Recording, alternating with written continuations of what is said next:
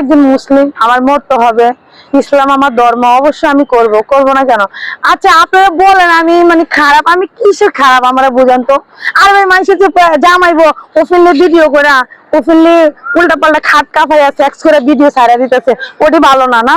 আর আমি এমন কি করছি? আমি তো আল্লাহর রহমতে এমন কিছু করি নাই, আমি কিসের খারাপ বলেন? আর এখন স্মার্ট যুগ, এগুলার ছেলে মেয়েরা এখন এইসব পোশাক আশাক পরে, তাহলে আপনারা কেন আমার পিছিয়ে ঘুরতেছেন বলেন তো? হ্যাঁ,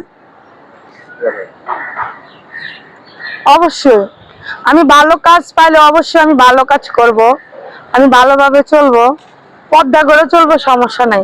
আমি তো একজন মুসলিম, আমার মরতে হবে, আজ না হয় কাল। এ মরণশীল, আমরা দুনিয়াতে আসছি কয়দিন, যে কোনো সময় মরে যাব। সো ভালো কাজ তো অবশ্যই করতে হবে।